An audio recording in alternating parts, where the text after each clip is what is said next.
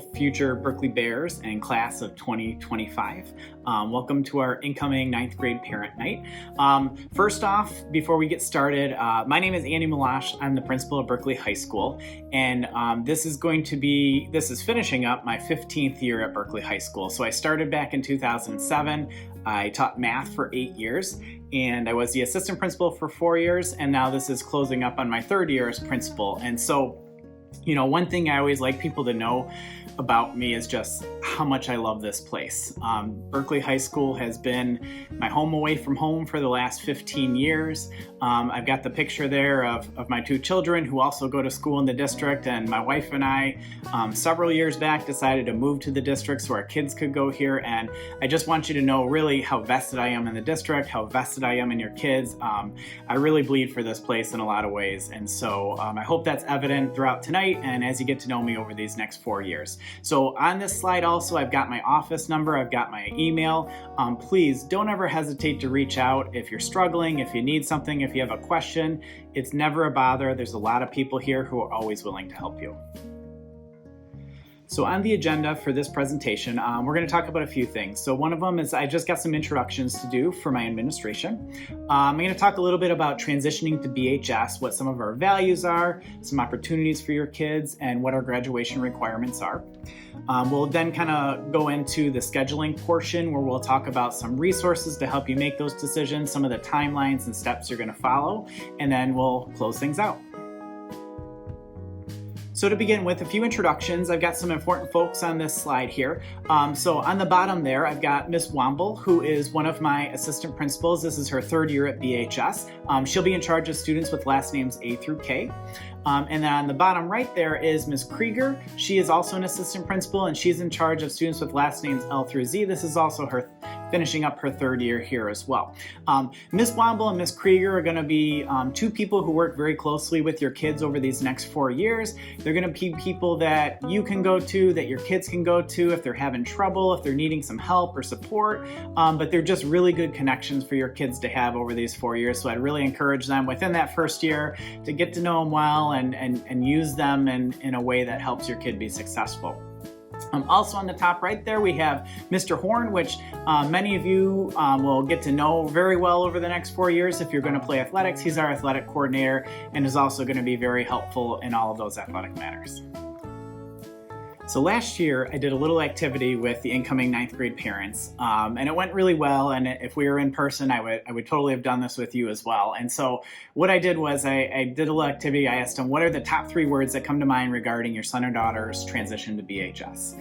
And I had them enter them in, and then this word cloud kind of populated with all the words that they were putting in there. And so as someone puts a word in more often, that word gets bigger, and words that are less often are smaller. So if you look at last year's word cloud, I'm pretty sure if we did this activity together, it looked very similar. And those are all okay things to feel. Like I was always very happy to see excited as the top thing, and high school is a very exciting time, so that makes me very happy. I'd anticipate you're just as excited as well for your kids to start high school. Along with that, nervous, anxious, scary, like those things are there as well, and that's okay too. And really the point of this activity I wanted everyone to see last year, and I think was effective, and I think we'd have done it successfully as well too, is that we're all feeling these things, and all those things are okay to feel. I wouldn't expect anything less from everyone starting high school, starting a new building, maybe if it's your first kid through here. These are all things you worry about, but the important thing to know is we have a really great team here. Our staff, our teachers, administration, paras, custodians, secretaries, we care a lot about your kids, and we're going to take very good care of your kids over these next 4 years. Now, this brings us to what is always my favorite night of any sort of parent presentation, and that's where I get to talk about the things we value at BHS.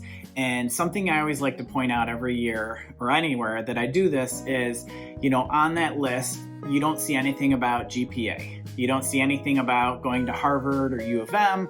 You don't see anything about getting a perfect score on the SAT. And it's not that those things aren't important in some way, shape, or form to some folks, and I understand those things, but at the heart of things, I don't know if that's always why we're here and what we do. I think it's more this list that I've got right here. So on this list, I'm going to talk a little bit about each one. And first one is just respect. I think respect goes a long way in a school, and it's not just being respectful toward your teachers. It's being respectful toward your peers. It's being respectful toward yourself and carrying yourself in a way that you would want people to see you. I think doing your best is also incredibly important, because at high school and at any school, doing your best looks really different for everybody. For some students, I think doing your best may be trying harder than you've ever tried in your Algebra 1 class and pulling out that D+. And I think that sort of stuff should be celebrated. And for other students, it may be taking some really challenging courses and acing those courses and doing really well and learning a lot. So I think all of our best looks different, but the most important thing is that we're always trying to accomplish our own personal best. Perseverance is another value we like here. It's a long school year for freshmen, and they tend to run out of gas a little bit around Thanksgiving, around the winter break. And so it's just a long haul, and it's just new for them in a lot of ways. So how they persevere through those times and how they get help and assistance is always a good value. I think attitude means a lot too, and with that I mean kind of just having a positive attitude all the time. It's easy to get down on yourself, it's easy to get down on things, and so coming into school each day with a positive attitude I think really takes you a long way. Being kind should be super bolded on this list, because that's one of the most important things on this list to me, is that everyone is just kind to those around them and looking for ways to make other people's lives easier. If people that see Berkeley grads say, man, you graduate the kindest kids ever, that would make me so happy and be one of the greatest compliments anyone could ever give me. I think also finding passions is really important, and the cool thing about high school is we just have a lot of clubs, a lot of unique classes and electives, and there's just a lot of things to get into and explore what your passions may be. We have a lot of clubs, and if there's something you're passionate about and we don't have a club, come talk to us and we'll find a way to start it. And one of the reasons I love this picture, and it's actually from 2 years ago, but I love it so much, it's from a chemistry lab where they're putting different metals in front of the flames and seeing what colors come out of it, and just the pure awe in those students' eyes in the class is just amazing to me. They are so passionate about science and they love what they're seeing, and so I think passions are super important for all of us, for not just our students, but for our teaching staff, for parents. Passions are very important.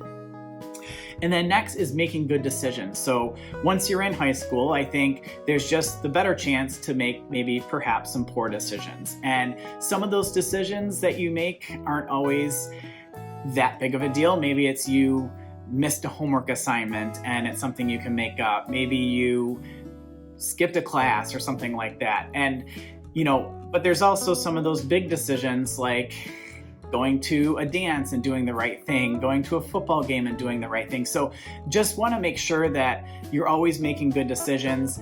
Obviously, there's going to be times, though, that you make mistakes, and all of us are going to make mistakes. I make mistakes every day. You're going to make mistakes, and that's okay. And so the important thing with that is that you learn from those mistakes. So to me, those last two are a little bit hand in hand, that I think we're going to make mistakes, but what we learn from them helps us to make future good decisions down the road. So again, these are things we value very highly, me, my staff, and the student body, and hopefully things that your child can embody in these next 4 years. Okay, so my last slide before I turn things over to Ms. Krieger to talk about some opportunities and graduation requirements is, how can I help my ninth grader? And so this is a very common question I get every year, is just how do I support my kid? And so, with that, a book that kind of had a big effect on me, I read a couple years back now, was called How to Raise an Adult. And the reason it really kind of resonated for me, and I actually read it as a parent with my own children, but it felt like it had a lot of effects for the work I do here, is just thinking about the idea that what we're trying to do is we're trying to take high school students and we're trying to make them into resilient, resourceful adults. We want students that can handle their own problems. We want students that can take care of business and just solve problems as they're going forward, because we're not always going to be around to help them. And so I think it's important to let them build those skills in their 4 years here. So some of the tips I have for you is, one is to foster a growth mindset. And so what I mean by that is, there's going to be a lot of information coming at kids. There's going to be a lot of things they feel like they can't do or that they don't know. And so the important thing to just teach them and help them understand is that even though you don't know it now, you will know it eventually. When freshmen come in freshman year, they don't know organic chemistry, but by the time senior year rolls around, there's a large population of students who have been through that class. And so it's all about building skills and getting better and understanding that this is a process.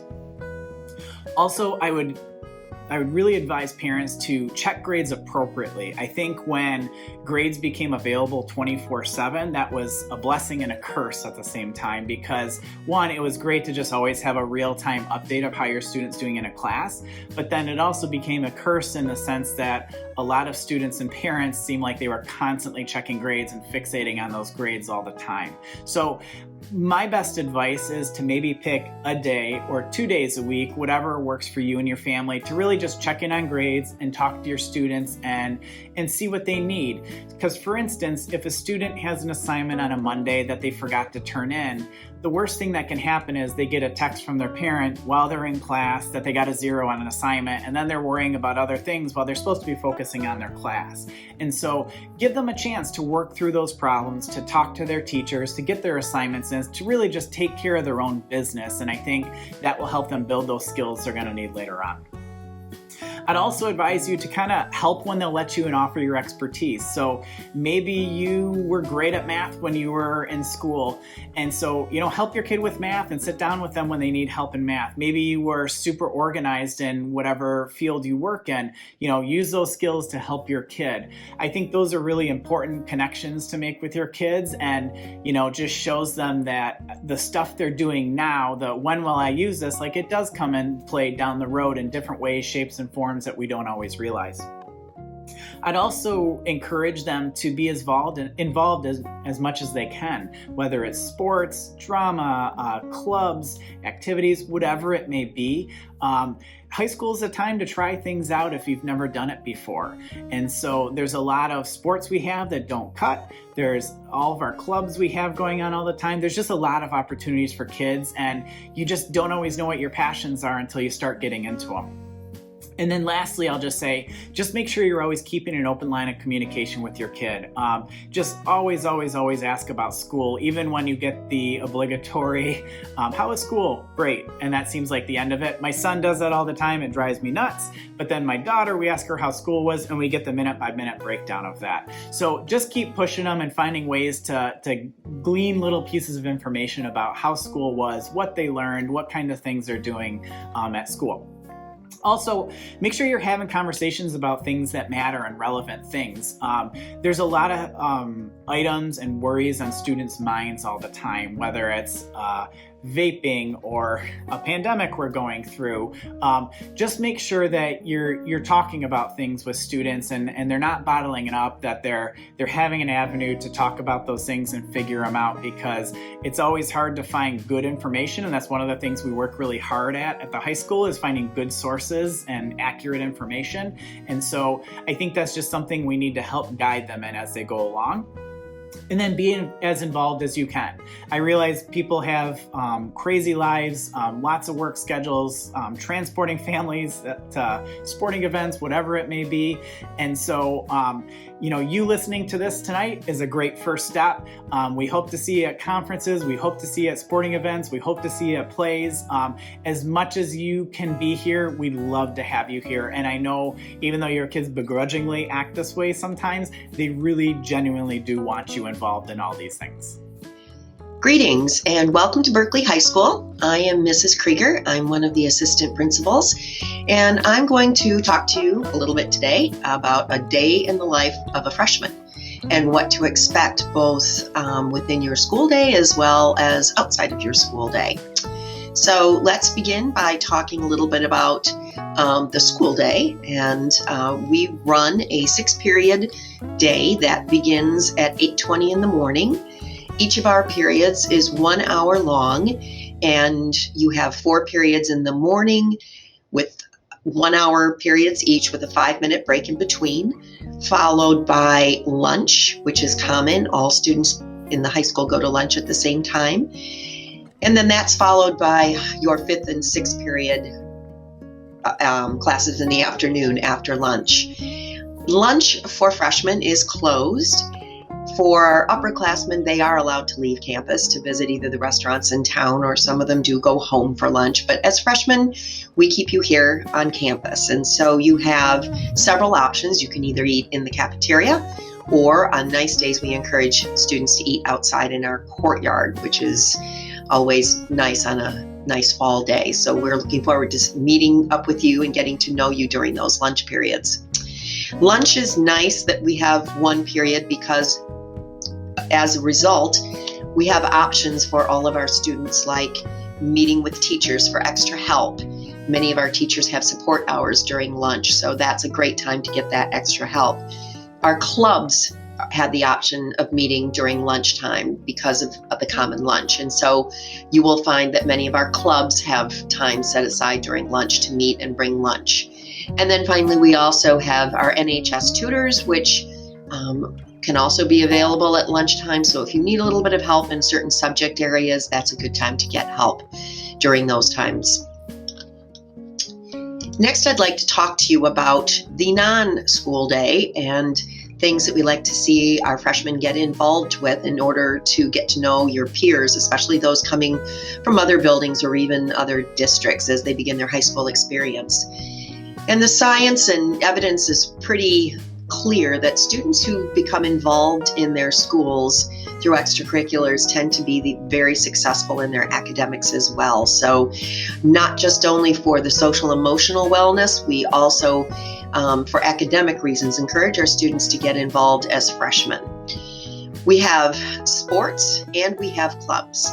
Sports, we have our athletic director, Mr. Horn, who can certainly guide you and direct you on more information, especially if fall sports next year is something that you're interested in knowing more about. For fall, we offer cross country, football, soccer, golf, cheer, volleyball, and swim and dive. When we get to, tennis, don't want to forget tennis. We have a boys tennis team as well as a girls tennis team. So we have a lot of options in the fall. When we get to winter, we have both girls and boys basketball, wrestling, ice hockey, and skiing, all as options. And then our spring season includes baseball, softball, and track and field. Now, if athletics are not your thing, we also have clubs. And the nice thing about our clubs is if you look on our list here of robotics, peer-to-peer, drama club, step team, dance team, rugby, we have a Jewish student union, we have a gaming club, DECA, there's been chamber music clubs, Model UN, Book Break, Politico, you can see the list. The nice thing about clubs, if you don't see something on there that you're interested in, create that club. One of the cool things we offer here at Berkeley High School that we really pride ourselves on is our annual clubs in the courtyard. So in October, we will have a lunch period just designated strictly to clubs. And it's kind of like an open house out on the courtyard where you can kind of walk around and sign up for clubs, see what's out there, see what's available. And if there's not something to your interest level, create it. We encourage kids to come down to Student Service Office where I work out of and propose an idea. We're happy to help you get started with a club if there's something that you'd like to be involved with that you don't see listed. Back to the academic part of your day. So to get a Berkeley High School diploma, it is required that you complete 22 credits. Within that 22 credits, there are also requirements, some of which are required by the state of Michigan. So we require 4 years of English, which equates to 4 credits in English, 4 years in math, which also must include Algebra 1, Geometry, and then Algebra 2, as well as a senior year math of your choice. We require 3 credits or 3 years of social studies. That includes U.S. history as a 9th grader, economics, government as a 10th grader, and then world history, generally taken as an 11th grade. Science, we follow the Michigan Science Standards, so a lot of the standards are embedded within all of our science courses, but you do need to take 3 credits or 3 years of science here at Berkeley High School. And as a freshman, you will be taking either biology or advanced earth and space. And that is a decision you will be making as you continue through the scheduling process. There's also a requirement for 2 years of foreign language. Now, students will ask, well, I took foreign language in the middle school, does that count?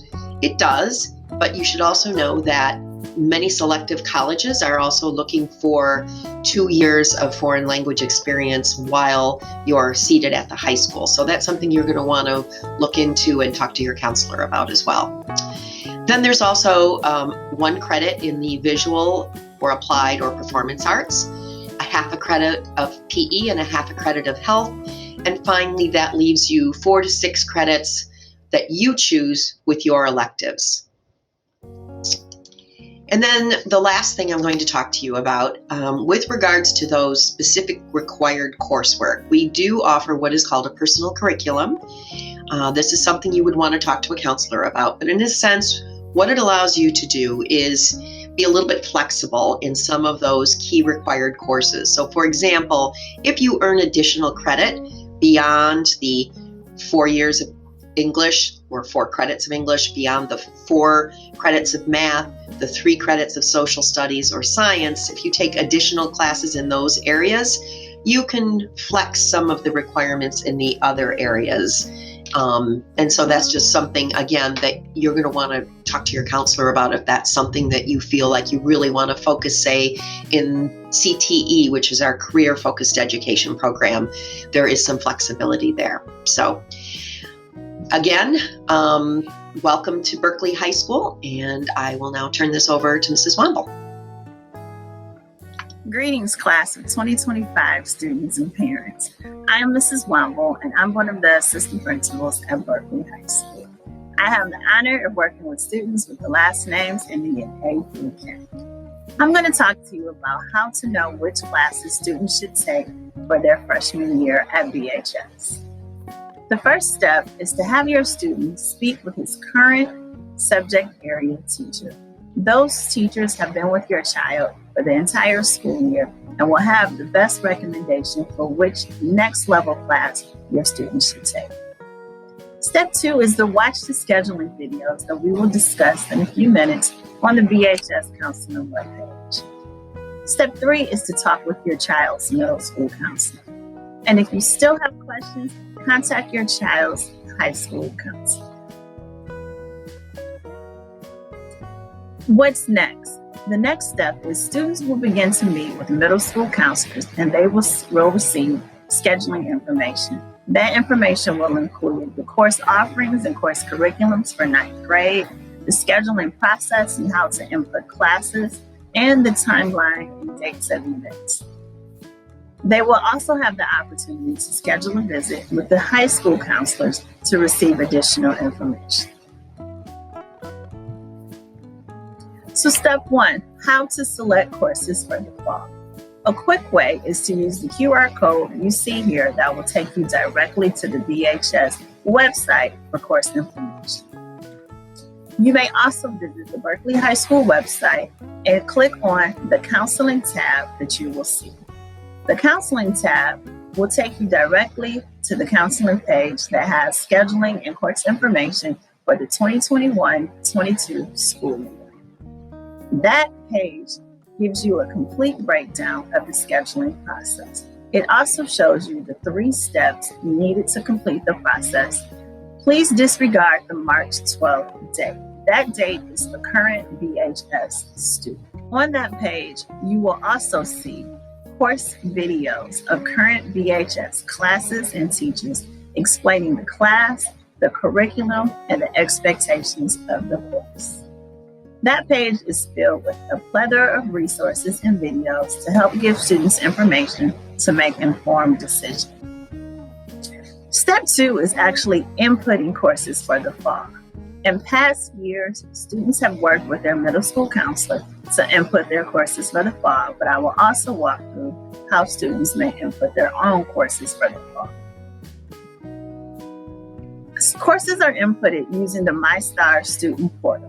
The student portal is found on the Berkeley High School page under the Students and then MyStar Student Portal tab.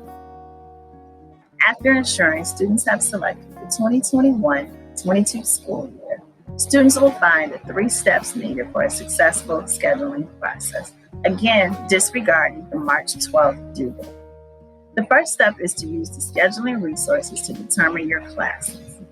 Below, you see all of the 9th grade scheduling resources, including the curriculum guide, the course offerings, science requirements, and the middle school scheduling forums and presentations. Finally, we find this step-by-step MyStar course request instructions that detail how students are to input their classes into MyStar. Scheduling timeline. On February 22nd, the VHS scheduling window opened. In March, 8th grade students will begin meeting with middle school counselors to receive their scheduling information. In August, incoming freshmen will receive their final schedule at freshman orientation. And finally, we will welcome you on your first day of school as 9th grade Berkeley. I want to thank everyone for tuning in and listening tonight. I hope you have a great end to your 8th grade year. Work hard, be successful. We are very, very eager to meet you next year and have you as a Berkeley Bear. If you have any questions, you are more than welcome to reach out and ask them. We'd be happy to help. And so thank you. Have a good night. Go Bears.